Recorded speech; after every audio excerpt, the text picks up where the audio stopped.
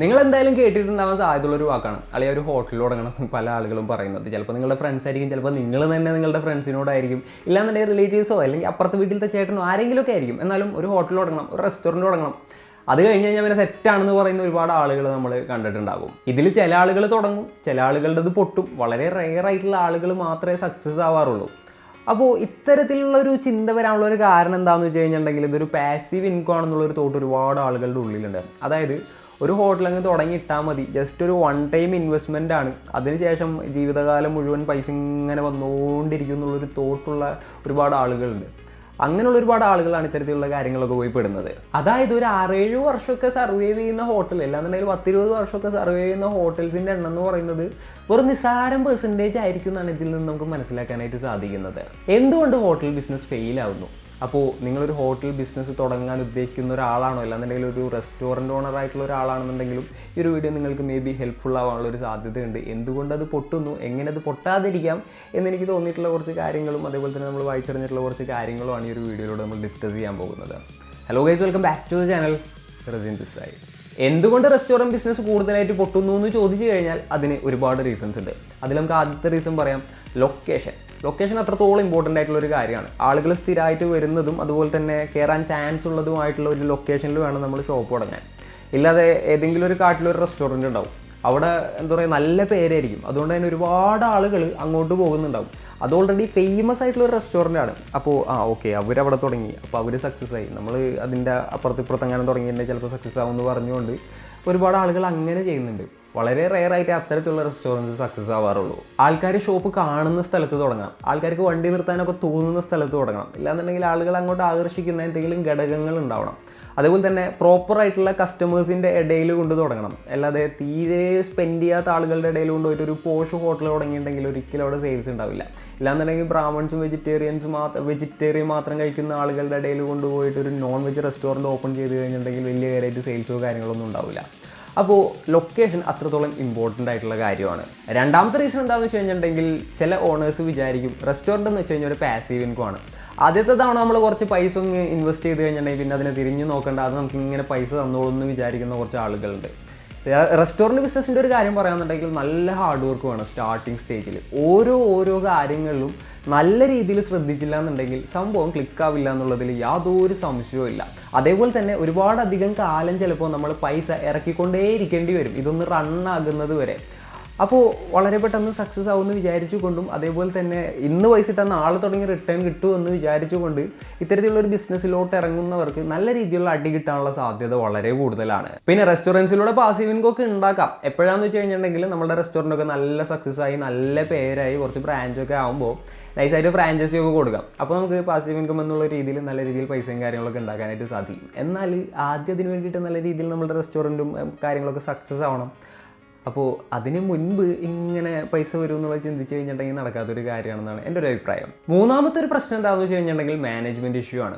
ഇപ്പോൾ നിങ്ങൾക്ക് ഡയറക്റ്റായിട്ട് ഹോട്ടലിൽ പോകാനായിട്ട് സാധിക്കുന്നില്ല എന്ന് വിചാരിക്കും നിങ്ങൾ തുടങ്ങിയിട്ടുള്ള. അപ്പോൾ അവിടെ നിങ്ങളൊരു മാനേജ് ചെയ്യാനായിട്ട് ഒരാളെ വെക്കുന്നുണ്ടാവും. അപ്പോൾ ആളുടെ ക്യാരക്ടറും കാര്യങ്ങളൊക്കെ ആ ഒരു ലീഡർഷിപ്പ് ക്വാളിറ്റിയും പരിപാടിയൊന്നും ഇല്ലാന്നുണ്ടെന്നുണ്ടെങ്കിൽ ഈ ഒരു സ്ഥാപനം പൊളിയാനുള്ള സാധ്യത വളരെ കൂടുതലാണ്. കറക്റ്റ് ഒരു സിസ്റ്റത്തിലൂടെ ആയിരിക്കണം ഇത് പോകേണ്ടത്. ആ സിസ്റ്റമാറ്റിക് ആയിട്ടുള്ള ഒരു പ്രൊസീജിയർ ഇല്ലാന്നുണ്ടെങ്കിൽ ഒരുപാട് പ്രശ്നങ്ങളുണ്ടാവും.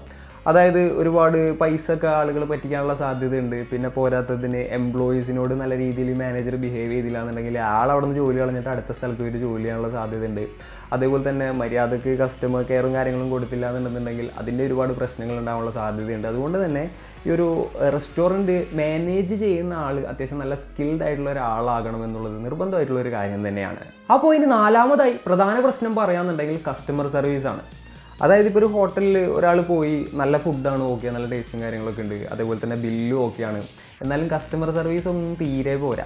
എന്താ പറയുക, വെയിറ്റേഴ്സൊക്കെ ഒരുമാതിരി റൂഡാണ്, സീനാണ്. അതേപോലെ തന്നെ ബില്ലിലിരിക്കുന്ന ചേട്ടനാണെന്നുണ്ടെങ്കിലും ഒരു മൂഡില്ല, ആകെപ്പാടെ സൈക്കോ ആൾക്കാരെ പോലൊക്കെ തോന്നുകയാണ്. അല്ലാന്നുണ്ടെങ്കിൽ ഭയങ്കര സ്റ്റബേണായിട്ടുള്ള ക്യാരക്ടേഴ്സ്, തീരെ ഫ്രണ്ട്ലി അല്ല, അങ്ങനെ തോന്നുകയാണെന്നുണ്ടെങ്കിൽ എത്ര ടേസ്റ്റ് ഉണ്ടെന്നുണ്ടെങ്കിലും വീണ്ടും അവിടെ പോകാനായിട്ട് ചെറിയൊരു മടി തോന്നാനുള്ള സാധ്യത വളരെ കൂടുതലാണ്. ഡേ ബൈ ഡേ സർവീസിൻ്റെ ക്വാളിറ്റി ഇമ്പ്രൂവ് ചെയ്തുകൊണ്ടേയിരിക്കണം, എന്നാലേ ഇതിൽ സർവൈവ് ചെയ്യാനായിട്ട് സാധിക്കുള്ളൂ. അഞ്ചാമത്തെ ഒരു പോയിന്റ് പറയാന്നുണ്ടെങ്കിൽ അക്കൗണ്ടിങ്ങിൻ്റെ ഒരുപാട് പ്രശ്നങ്ങളുണ്ടാവും. ഇത്തരത്തിലൊരു റെസ്റ്റോറൻറ്റ് ഹോട്ടലൊക്കെ തുടങ്ങുന്ന ഒരാൾക്ക് ഇത് ഒരു വർഷം റണ്ണിയായിട്ട് പ്രോപ്പറായിട്ട് എത്ര പൈസ വേണ്ടി വരും എന്നുള്ളതിനെ കുറിച്ചിട്ടുള്ള ഐഡിയ ചിലപ്പോൾ ഉണ്ടായെന്ന് വരില്ല. നല്ല രീതിയിൽ ഐഡിയ ഉള്ള ആളുകളുണ്ട്. എന്നാലും ചില ആളുകൾ ഇതിലേക്ക് എടുത്ത് ചാടുമ്പോൾ ഇത് ജസ്റ്റ് ഒരു 1 ഇയർ റൺ ചെയ്യാനുള്ള കോസ്റ്റ് എത്രയാണെന്ന് പോലും അറിയുണ്ടാവില്ല.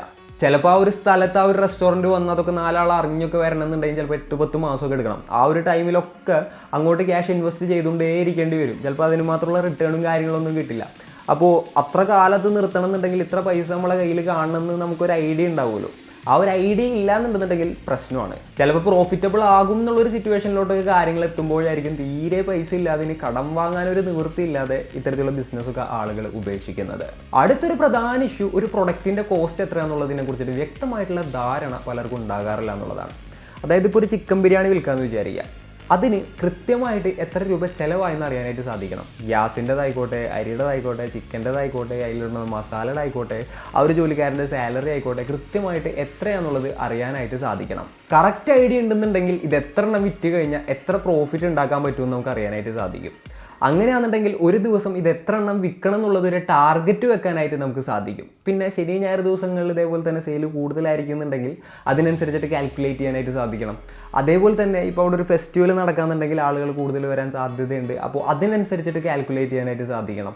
ഇനിയിപ്പോൾ അവിടെ സ്ഥിരമായിട്ടുള്ളൊരു സ്ഥാപനം ഒരു ദിവസം അടക്കണം, അപ്പോൾ സ്ഥിരമായിട്ട് വരുന്ന കുറച്ച് പേര് ഉണ്ടെന്നുണ്ടെന്നുണ്ടെങ്കിൽ അന്ന് ചിലപ്പോൾ കുറച്ച് പ്രൊഡക്ഷൻ കുറയ്ക്കേണ്ടി വരും. അതായത് അതൊക്കെ നമ്മൾ നല്ല രീതിയിൽ ഒബ്സർവ് ചെയ്ത് പോകണമെന്ന് സാരം. ഇത്തരത്തിൽ നമ്മൾ കാൽക്കുലേറ്റ് ചെയ്ത് കഴിഞ്ഞിട്ടുണ്ടെന്നുണ്ടെങ്കിൽ ഒരു 10,000 രൂപയുടെ കച്ചവടം നടന്നു കഴിഞ്ഞിട്ടുണ്ടെങ്കിൽ ഇത്ര പൈസ ചിലവാണ്, അതേപോലെ തന്നെ ഇത്ര പൈസ നമുക്ക് പ്രോഫിറ്റാണ്. ഇതിൻ്റെ ഉള്ളിൽ മാർക്കറ്റിങ്ങിന് വേണ്ടിയിട്ട് നമുക്ക് അടുത്ത മാസം ഇത്ര ചിലവാക്കാം, ചില ഓഫേഴ്സൊക്കെ നമ്മൾ കൊടുക്കുകയെന്നുണ്ടെങ്കിൽ ഇത്ര പൈസ അതിന് വേണ്ടി മാറ്റി വെക്കാം. അങ്ങനെ വൃത്തിക്ക് പ്ലാൻ ചെയ്യാനായിട്ട് സാധിക്കും.